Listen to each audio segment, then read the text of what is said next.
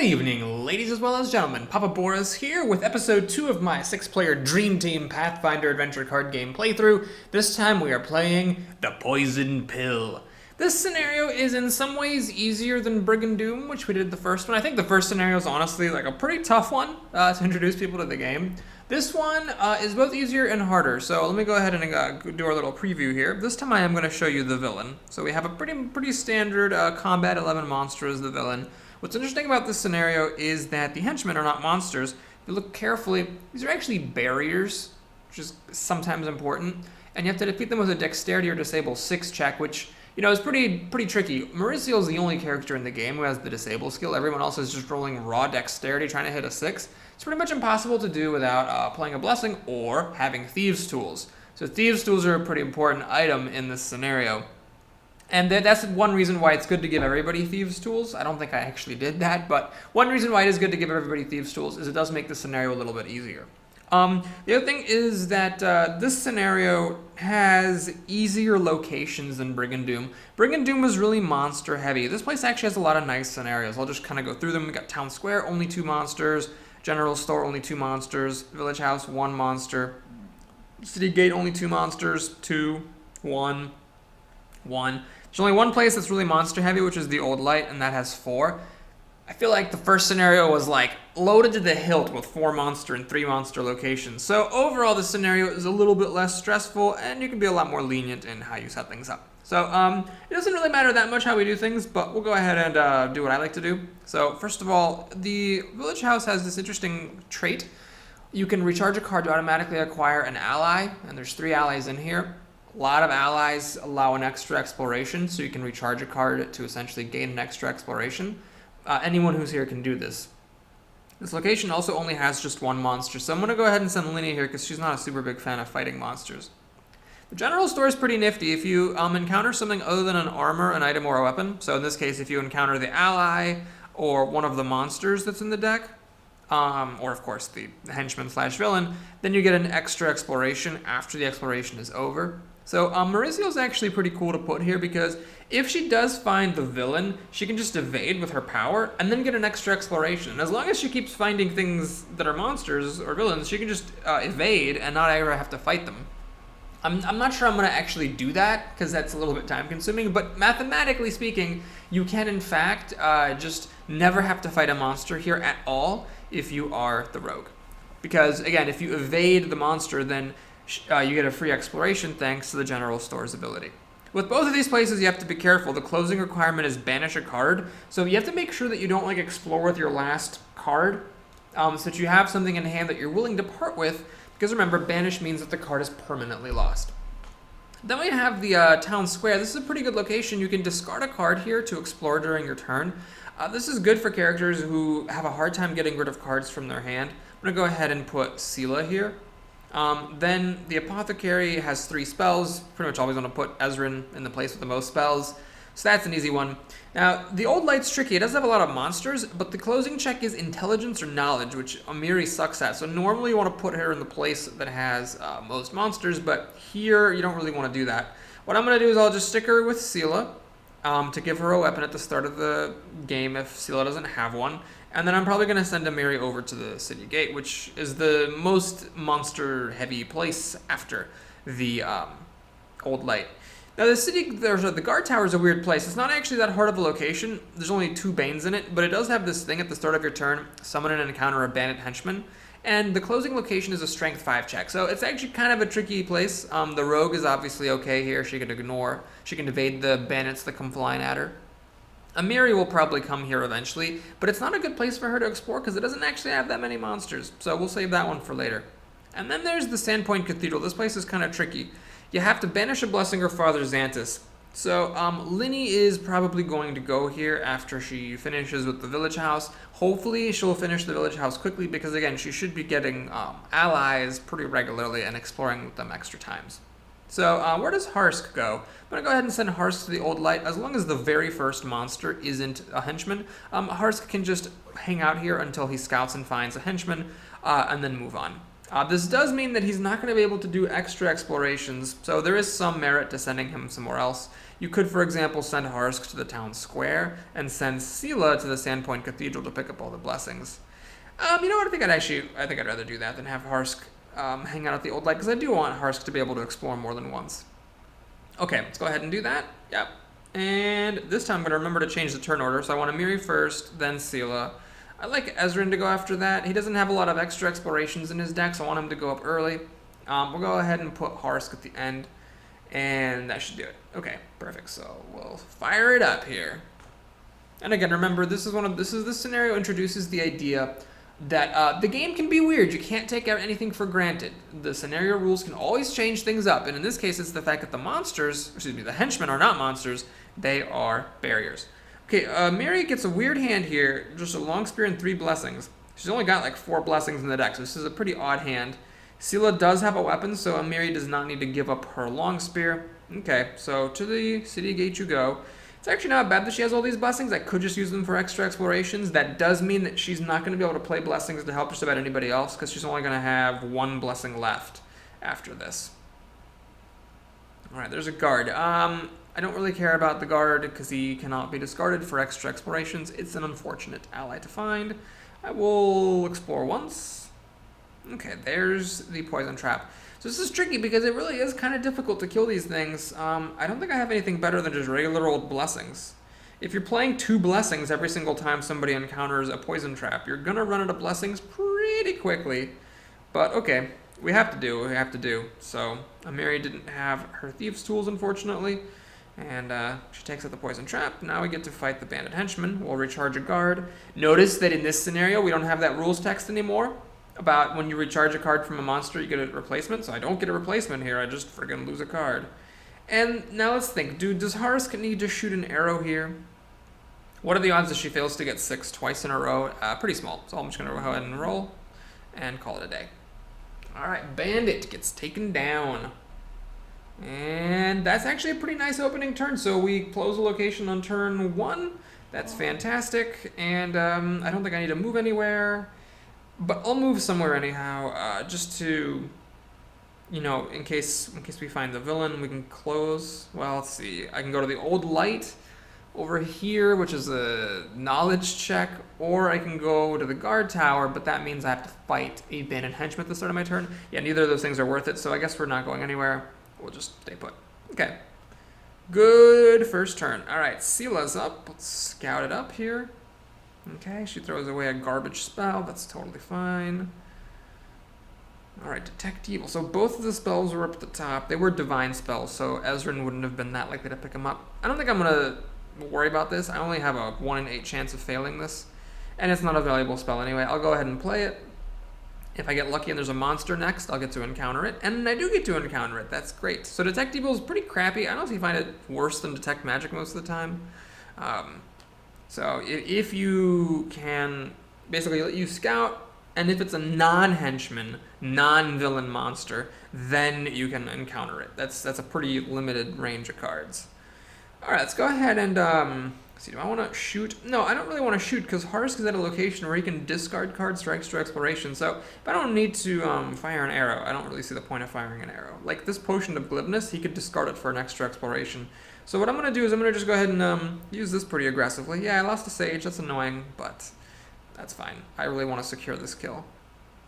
Now here, I don't want to use a blessing to explore again. Well, hang on a second. Okay, so this place has an ability I didn't mention. If you defeat a monster, you can put a blessing from your discard pile to your hand. So I wouldn't have, if it weren't for that power, I would not have wanted to play a blessing to explore, because in this case, I have to banish a blessing to close the location. So you never ever want to banish your last blessing to explore here. Okay, these items where it's revealed add a bonus to a check or recharge to succeed, they are good or bad depending on what the check is. Perception is just not a very valuable skill, so I really don't care about the Eyes of the Eagle. I'm not going to try to get them. But if it was a Crown of Charisma, for example, I would have tried to pick it up. Okay, so pretty good start so far.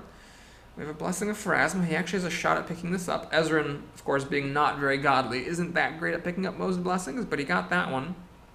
Let's go ahead and discard it for a free exploration. Dull Longsword. No, thank you. So do I discard the Sage to explore? There's still 3 spells here, which could be extra explorations, and I could use the Sage to succeed at this check.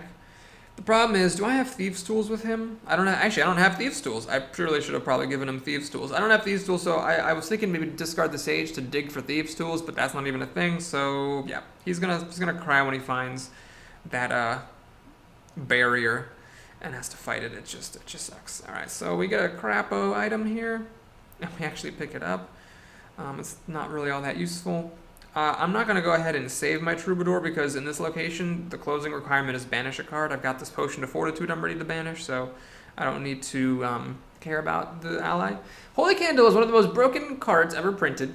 It's a base set card that you can bury to recharge or to shuffle 1d6 random cards from the Blessings discard pile into the Blessings deck. So it essentially gives your party 1 to 6 extra turns every game. In this digital version, you might notice it says banish, though, not bury. So it was nerfed, and this is, again, designer approved. If that weren't the case, I might have actually gone for it. We did have this Blessing of Shelyn here, which meant 2 extra dice per wisdom check, so I might have gone for it because it's so ridiculously, stupidly broken. But because it's a banish in this version rather than a bury, I don't think it was worth it. Okay, let's go ahead and see if we can find some allies. Hey, there's a Crown of Charisma. Boy, I could recharge the Crow to give myself an extra shot. Okay, this thing is good, because Diplomacy comes up a lot, but I don't think it's good enough to warrant giving up my Crow, so we'll just hope to get a good roll, and we do. Perfect. Okay, I need to... You always, whenever you're at a location whose effect is banish a card, you really have to be careful and think, like, what card am I going to banish? Here, I don't really have any junk in my hand to banish, which is a bit of a problem. I don't want to get rid of the Crown. I'd probably end up banishing Strength and feeling kind of annoyed about it. Well, that's life, I suppose. Let's discard the Blessing to explore. Scimitar is junk. In fact, yeah, I don't even really want to pick it up. Actually, I would have wanted to pick it up so I could banish it, but not enough to, like, try. Let's cast Detect Magic, so this gives me Scouting, and maybe I can encounter this thing. So I can actually encounter this barrier because it has the magic trait, and I will do that. It's a good barrier. It's a nice barrier. By that I mean that if you fail, nothing happens and the barrier is banished. So yes, it would be nice to get 1d4 random new spells, and I am not going to get them. Actually, the Blessing that we have here is Aurori, which is double dice to intelligence, so I could play a Blessing. But spells aren't good enough that it's worth it to play a Blessing. As you saw in the last scenario, I came pretty close to losing, so I don't want to spend Blessings in a scenario where I know I'm going to be spending a lot of Blessings. Wow. I just rolled a 6 and a 4 and a d6 and a d4, which is the only way that I could have beaten this barrier, which means I just beat 1 in 40 odds of actually succeeding at this barrier. Wow. And we got amazing spells out of it too. Holy crap. That was some amazing luck. That's you know, in the last scenario I definitely had some bad luck. That was absolutely ridiculous. It was only a 1 in 40 chance of getting the barrier successfully completed, and I got it, and I got good spells out of it. So Charm Person is an arcane spell, so I'm not going to cast it. But you can bury it to get an ally that has the human trait from the box. So this spell cannot be recharged. It is always buried when you play it, unless, of course, you lack the arcane skill, in which case it is banished. But this is really good because it essentially allows Ezra to trade a spell slot for an extra exploration, which is solid. So I'm going to give that to him. Augury is an incredibly broken card. I don't know how this got printed or how it made it into the base set. So it's a bit complicated, but I'll go over it. When you play this card, you choose a type of card. Usually you'll choose Monster. And then you draw the top 3 cards of the deck and look at them. Any that aren't the card type you named, so any that aren't monsters, go back into the deck. And then all the monsters that you see among the top 3 cards, you can order them, and you can choose to put them on top of the deck or on the bottom. This is insane because if you find, let's say, a monster, you can just put it on the bottom of the deck, and as long as that deck never gets shuffled, it's like a free, rechargeable extra exploration. Because essentially that's like you explored an extra time at the cost of discarding or possibly recharging a spell. And this is both Arcane and Divine. Now, Augury is a little bit weak in this scenario because normally you call Monster on it. However, here, if one of the top 3 cards is a Henchman, remember the Henchmen in this scenario are barriers. Kind of sucks, right? Because then the barrier that would have been one of the top 3 cards ends up getting shuffled away. So I'm going to just play this just to play it, and we'll name Barrier. There's a 3 in 7 chance I find a barrier. I didn't, but it doesn't really hurt anything. All those cards get shuffled, so it doesn't hurt, statistically speaking, and I get the card out of my hand. I could have gone like to a more monster heavy location, but I just really hate when I like go to a monster heavy place, call a monster, and then like, you know, fail to find a monster, and I find a barrier and it gets shuffled away. And the barrier here, of course, is the henchman. Do I want to explore with my crow? I don't think I do. I get through 3 cards there. It was pretty good. Okay, so let's do the town square. We have a ghoul. That's annoying. Well, if I do this, that is a loose ass roll, and all I can do is play blessings. Yeah, this is one of the problems with Harsk. He's just weak at combat. I'm gonna go ahead and discard the sling, and let's take a look. So, what's my expected roll here? 4.5 plus 3.5 is 8. Plus 2.5 is 10.5. Plus 3 is 13.5. I have to play a blessing. I hate it, but it's just a little bit elusive a roll without this blessing. In fact, that blessing might have made the difference. Okay, let's go ahead and explore this potion of glibness to explore again. I just found a monster, so there's not that many monsters left here. There's only one, so it's a pretty safe thing. Okay, this is a tricky spot because if I play Thieves' Tools, I get to explore again, but then I don't have the Thieves' Tools for the henchman that I know is in here. So we're going to go ahead and save the Thieves' Tools and just hope I can roll a 5 on 2d6. And I can, thankfully. But it's a bit loose. That will fail a decent amount of the time, and I'll really regret it, but that's fine. Spike Chain's one of my favorite weapons. This weapon is really good. So I'm going to take a stab at it. I have to roll a 5 or a 6 to get this. I'm not going to play a blessing, even though it is a really great weapon. I don't want to sacrifice the scenario to pick up a weapon. The thing that's really great about it is it's strength and melee plus 2d4, which is solid, so you're really consistent because you're adding 2 dice. And it's got the thing where you can discard it to re-roll the check if you fail. So it's just a really good weapon, but I'm not willing to commit more than a strength to it, or a strength spell to it, because I could still end up failing, and on top of that, I don't want to lose the scenario just to pick up a weapon. Now, if you're playing in a home game, you know, it's not a bad idea to sacrifice a scenario to get a really important card, but here in the video land, I really never want to lose. Wow, another augury, so that's actually really good. I gotta remember to come over with Ezrin and pick up that augury, because not only will that give me an extra exploration, but augury is a fantastic card. Getting augury in the hands of Linny and Ezrin is like one of my top priorities, so if that can just happen right away, it's pretty spectacular. Alright, she can handle a bandit henchman every turn, so she'll just go here. She's also the best at, you know, getting the strength 5 check taken care of with her d12 strength and ability to rage. Let's play a blessing for another exploration here. Guide. Alright. Note that in this scenario, one of the rules is that your checks to pick up allies get a +2 bonus. That's why I have this meaty +5. Oh, I rolled a 1. You know what? I'm not even going to complain. So yes, it would have been great to get the ally, obviously.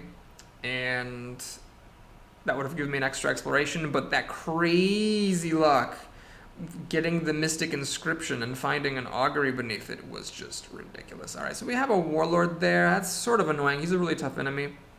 His check is pretty low. It's 9. It's increased by 1 for each adventure that you're in. So right now we're in adventure 0, the prologue, so it's not increased. But it's kind of annoying because each die that you roll gives you a -1 to your check. So it's kind of a deceptively tricky enemy to face. And I will go ahead and fire off one of my daggers here. So this is actually a little bit of a loose roll. In fact, I failed.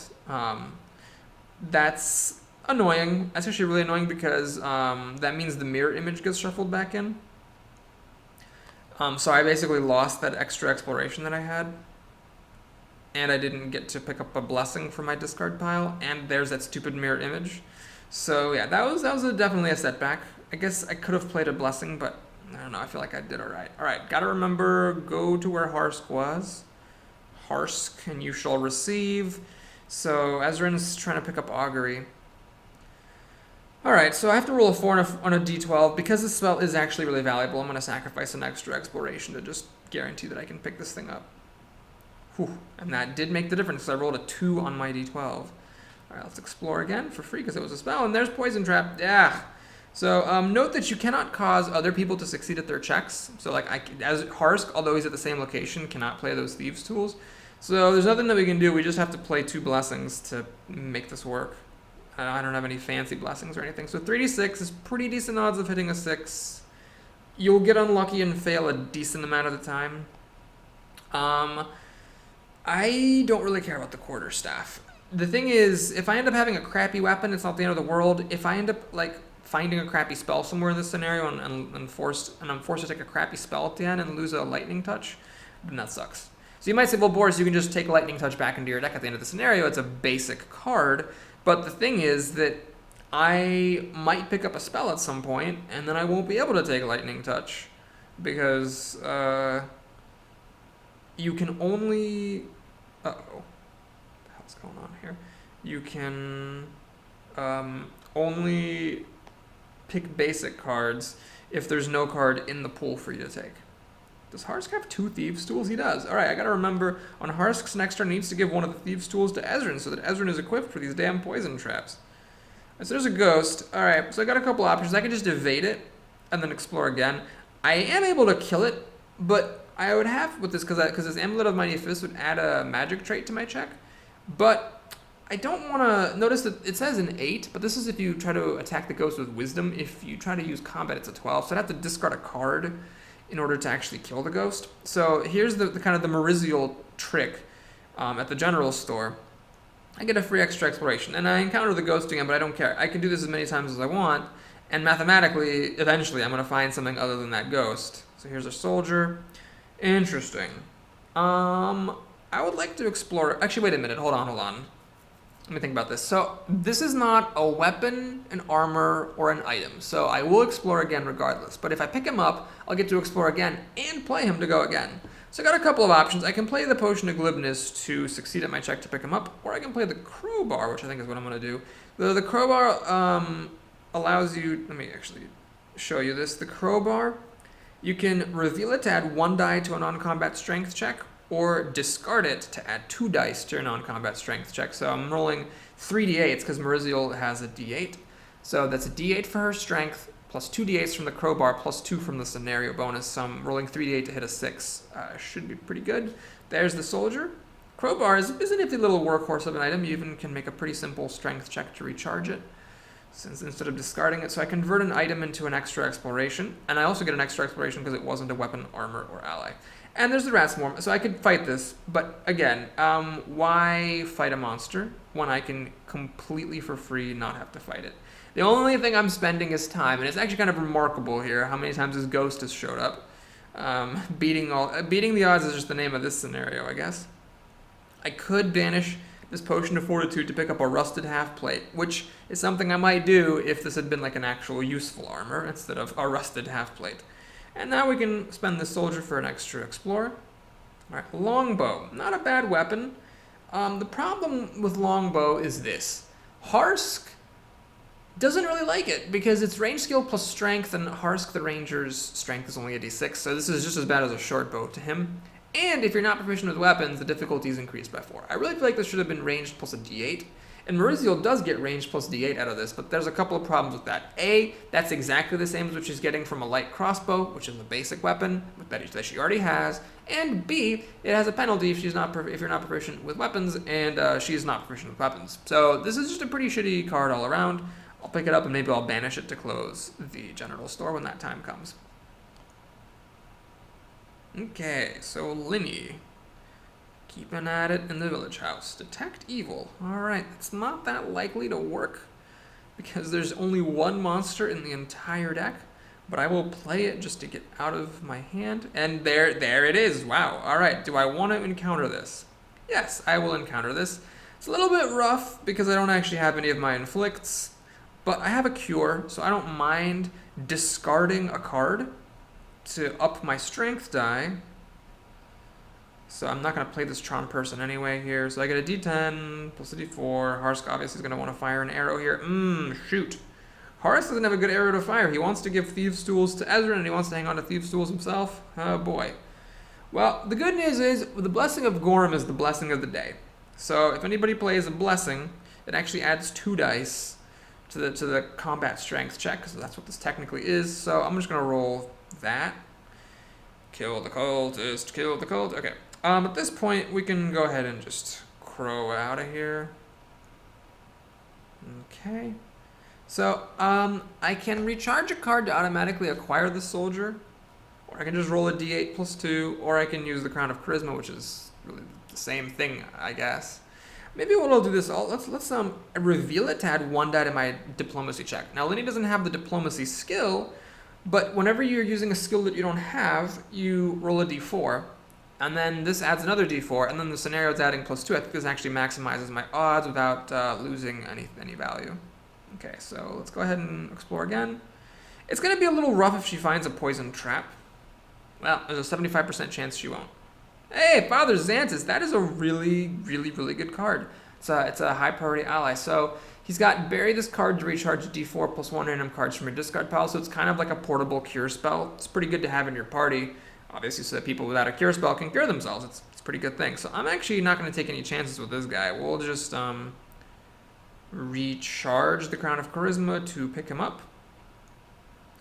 And I'm going to just bury him to heal up some cards. There's a 50% chance that I end up wasting a heal. That's fine. I don't really care that much. I want him out of my hand so I can find an animal. Does she have thieves' tools? She has caltrops. Okay, so she doesn't have thieves' tools, unfortunately. All right, so Harsk is up. I'm going to go ahead and give Ezrin a thieves' tools, which is nice that they ended up together. We still need to, find the villain and kill him at some point. Down to 18 turns. I'm going to have to start making some progress with the old light. Hopefully the first thing isn't a henchman here. It's an ogre. Oh boy. Okay, this is not really enough to kill an ogre here.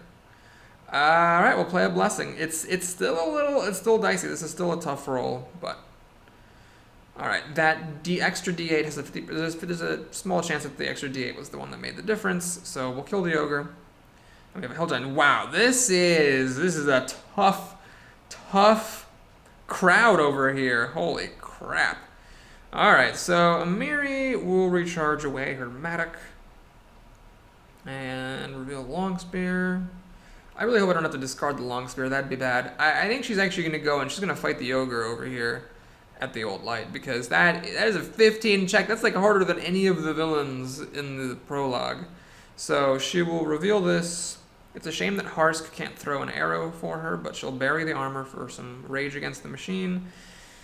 Somebody can play a blessing. Do I want to play a blessing? Here's what we got to think about. So I need a 13 to show up on these dice. I got 6.5 plus 5.5, which is 12, plus 4.5, which is 16.5. That's not 5 more than 13, and I'm certainly not passing the 2 on every die rule. So I guess Harsk will play a blessing because he's the one who got us into this mess. We'll get an extra d12, and hopefully that'll do it.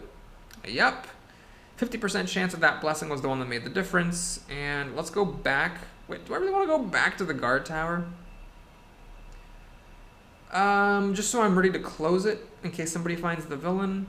No, because I only have 1 card in my hand. No, I won't have I'll recharge cards. Yeah, I'm going to go back here. So you might say, wait a minute, Boris, Amiri can go anywhere she wants at the end of her turn. She can just avoid the start of turn penalty at the guard tower and slowly clear it out. The problem is twofold. First of all, she doesn't really want to clear out the guard tower because it doesn't have that many monsters. But second of all, she wants to be ready to tempt close the guard tower in case somebody finds the villain. I mean, it's getting pretty dire. We're getting close to the wire. Sorry for the unintentional rhyming. But yeah, we're getting close to the wire here. We've lost about half our time, and we've closed enough locations that we can corner the villain. But if we don't find the villain, then we're going to be in trouble. So notice I'm discarding my special blessing instead of my regular one because I want to banish the regular blessing when I'm closing this location. So that's a little trick here at Sandpoint Cathedral, is you want to play your special blessings and leave your bad ones in hand.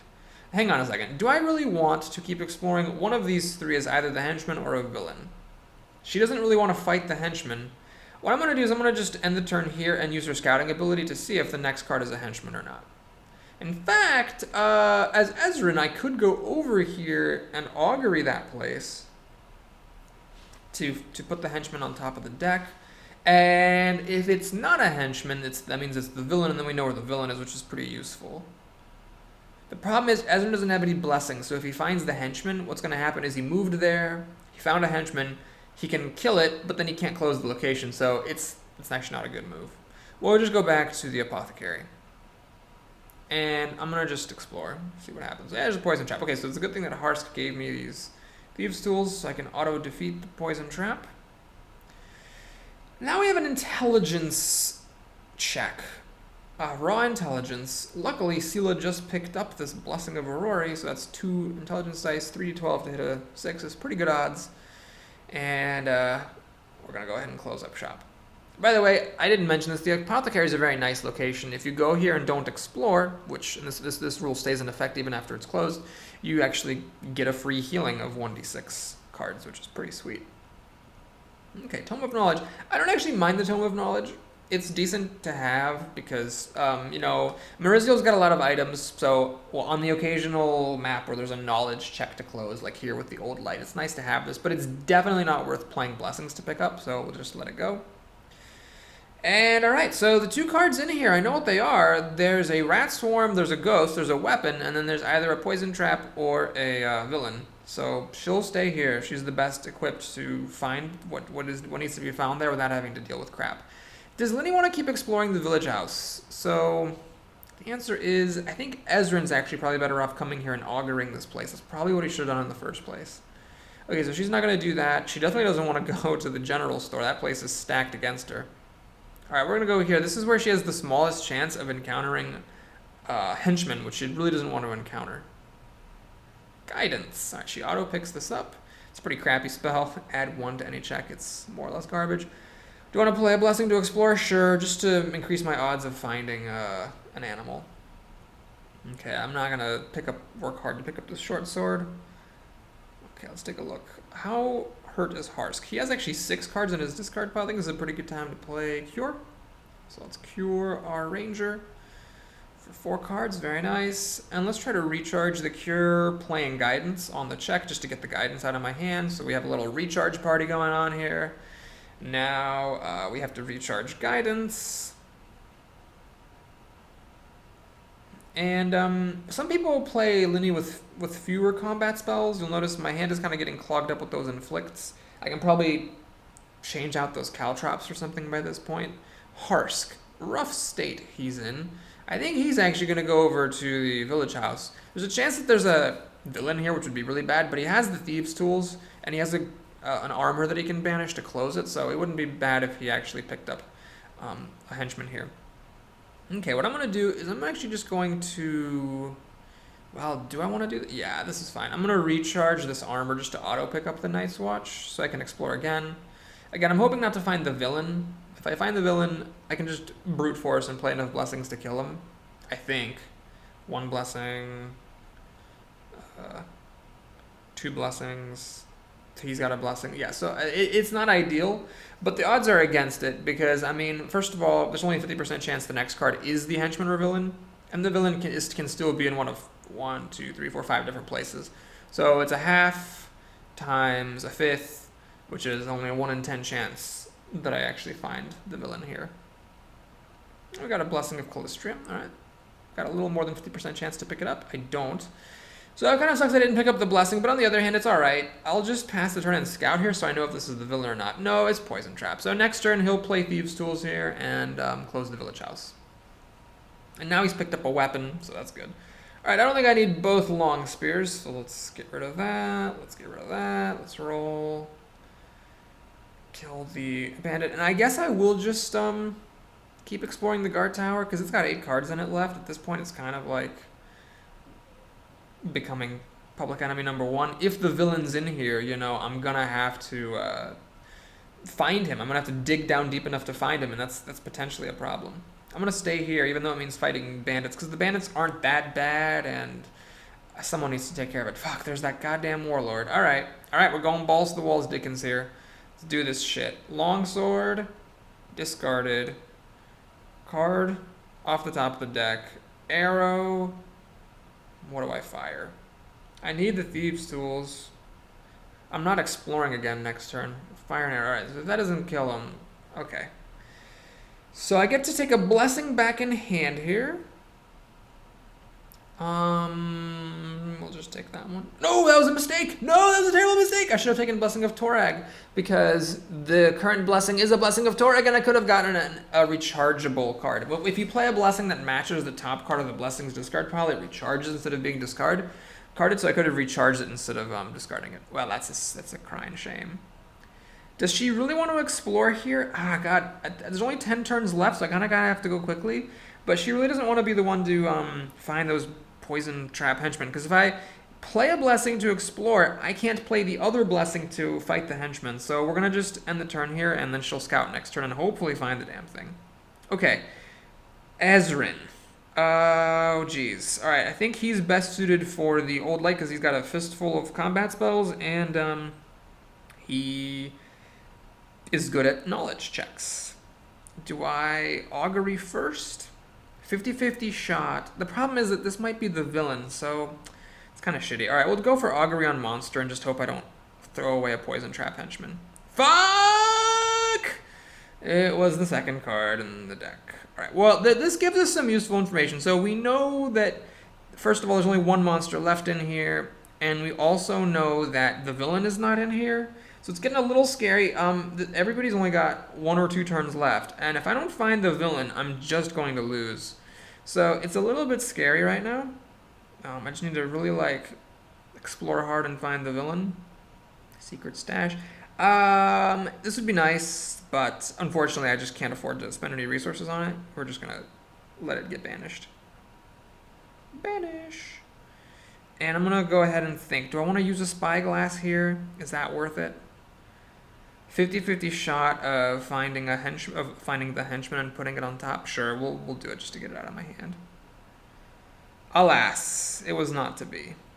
Okay, well, what I'm gonna do is I'm gonna put the potion of ghostly form there for Linny, because she doesn't really want to fight, and then he can fight the bunyip on this next turn. All right, so Mauricio's still trying to find. I'm gonna do this. It's cheap, I know, but I'm gonna do this because I really need to milk every advantage I can. I need to find out if this is the henchman or if this is the villain. And unfortunately, it is the henchman. So we'll use this Sage's Journal. Odds are pretty good I can get a 4. Oh my God! You've got to be kidding me! Jesus Christ! Oh Lord! All right, we'll drink this potion to avoid the damage. Luckily, I get to keep exploring.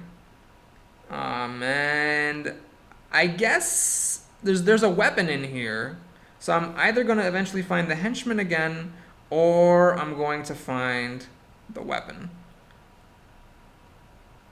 And of course, I keep getting the ghost in the rat's form every single time, but I am going to milk this for all it's worth. Wow, this is 4 times in a row. It's 1 in 16 odds that I don't get any of the profitable cards.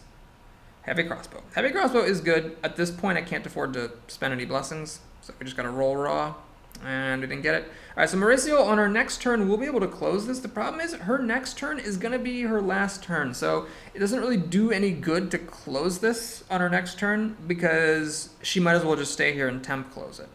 So it sucks that she doesn't have a card for an extra exploration, because if she had an extra exploration, she could explore extra right now and find that henchman. Oh boy, we're in bad shape. Okay, so we have to find. You know what? I am gonna just play a blessing. Screw this. We'll just play a blessing, and we're just gonna attack this thing that's in here. We have to encounter it. Roll a wisdom check. Fail. That's fine. We'll inflict this thing.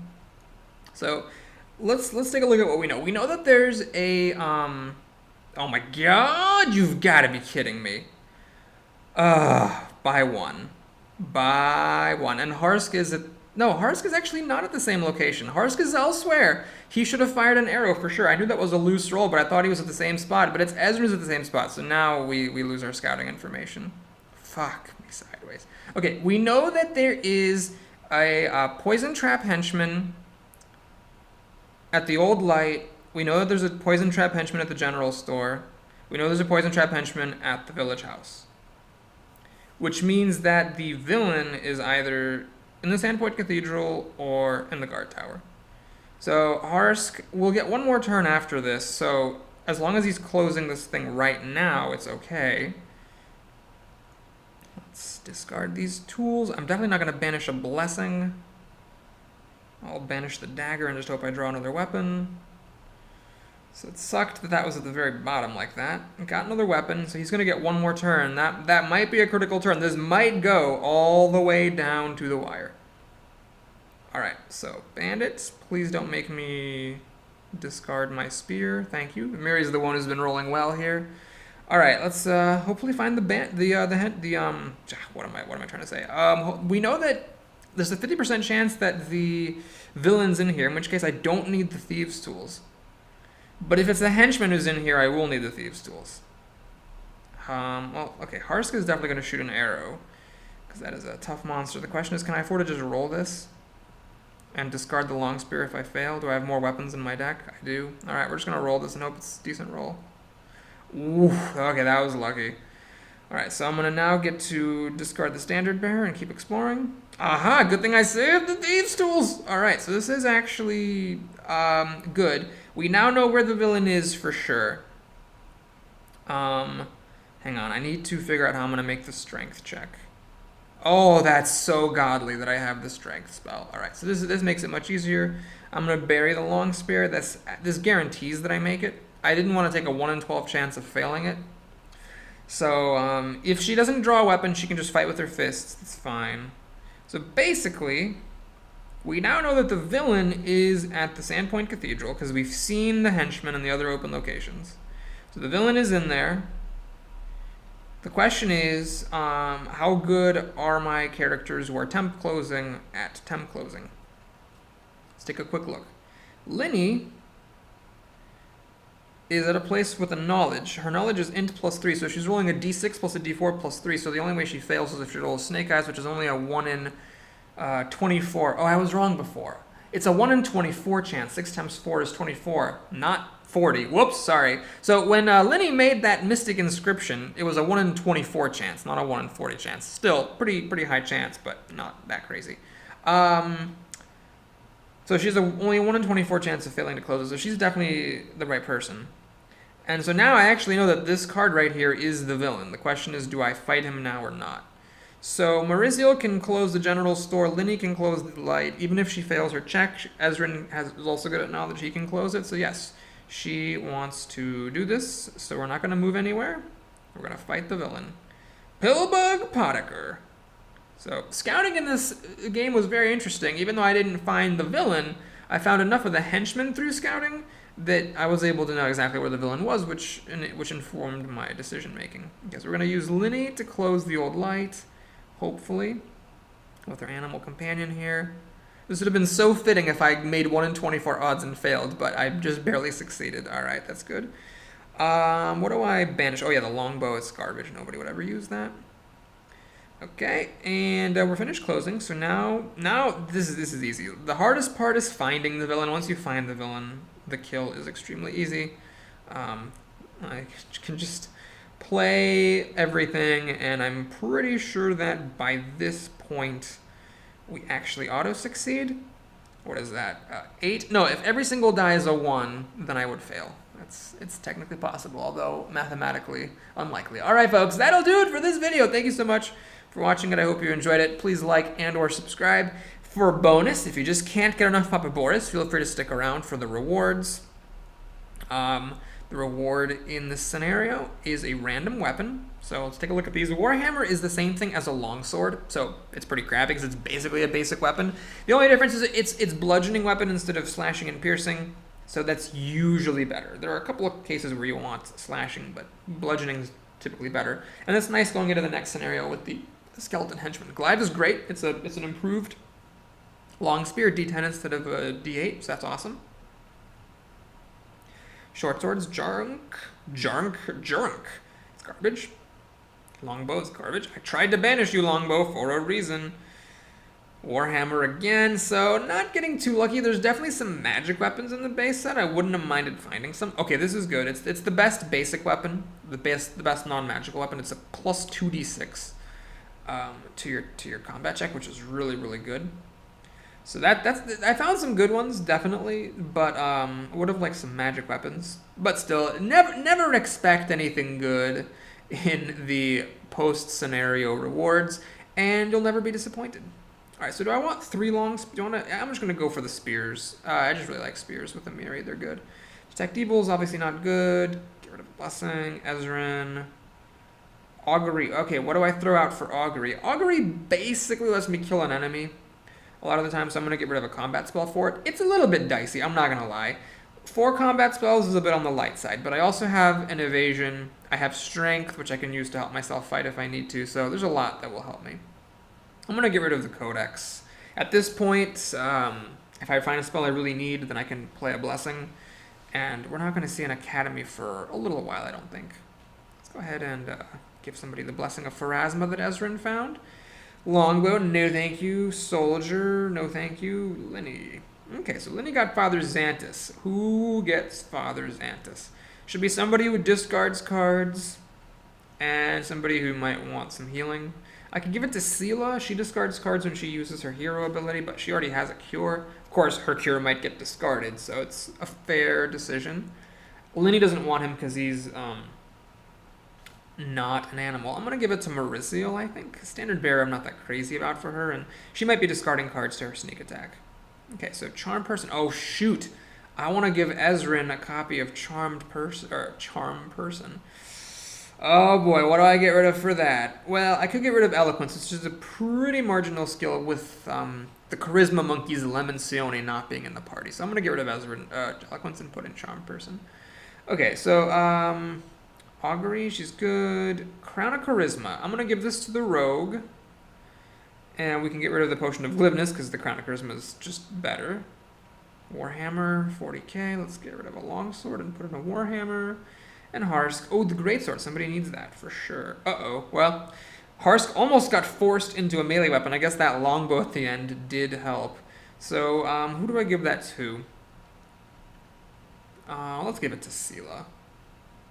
In place of a longsword. Alright, so he needs an item. Oh, this is a pretty shitty selection. 2 potions of glibness. I mean, that's garbage, but whatever. We'll keep the crow. And okay, at the end, always make sure that you look at your crap, just in case there was something here that you wish you had kept. Does Linny have a spot for eloquence? Let's take a look. I mean, does she really need 3 inflicts? I'd rather just have the security of more combat spells than than like a charisma buff that I might not use. All right, that'll do it, folks. Thanks so much for watching. Hope you enjoyed it. Please like and or subscribe. I'll see you again soon.